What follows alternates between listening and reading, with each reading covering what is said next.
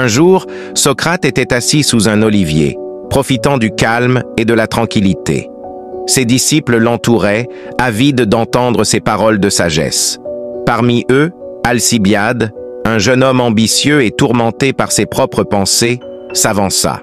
« Maître, dit-il, pourquoi trouvez-vous tant de paix dans la solitude? Moi, je la crains. Quand je suis seul, mes pensées deviennent mes ennemis. » Socrate le regarda avec bienveillance. « Alcibiade, la solitude n'est pas à craindre, mais à comprendre. Ce n'est pas l'absence des autres qui te trouble, mais l'absence de paix en toi-même. » Intrigué, Alcibiade demanda « Comment puis-je trouver cette paix ?» Socrate prit une petite pierre et la lança dans un bassin proche. Les cercles concentriques se propagèrent doucement à la surface de l'eau.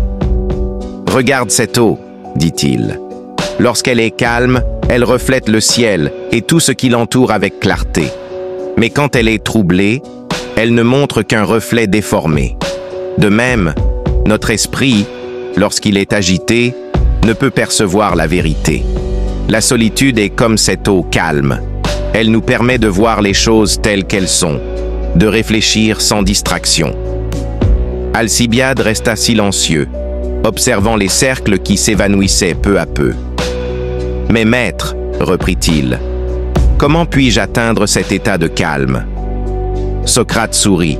« La solitude est une pratique, une discipline. Elle commence par l'acceptation de soi, l'écoute de ses propres pensées sans jugement. Il ne s'agit pas de fuir les autres, mais de trouver en soi un refuge.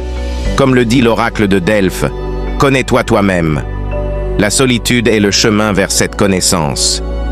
Alcibiade sentit une lueur de compréhension s'allumer en lui. « Vous voulez dire que la solitude est un moyen de se connaître soi-même, de trouver la paix intérieure ?» Socrate acquiesça. « Oui, mon jeune ami. En embrassant la solitude, tu apprendras à apprivoiser tes pensées, à écouter ton cœur. Tu découvriras que la véritable force vient de l'intérieur. Et lorsque tu seras en paix avec toi-même, la compagnie des autres ne sera plus un besoin, mais un choix enrichissant. » Inspiré par ces paroles, Alcibiade décida d'explorer la solitude non comme une fuite, mais comme une quête intérieure. Avec le temps, il trouva en lui une sérénité nouvelle, une clarté de pensée qui transforma sa vie. Ainsi, grâce aux enseignements de Socrate, Alcibiade et bien d'autres comprirent que la solitude, loin d'être une ennemie, était une alliée précieuse sur le chemin de la sagesse et de la paix intérieure.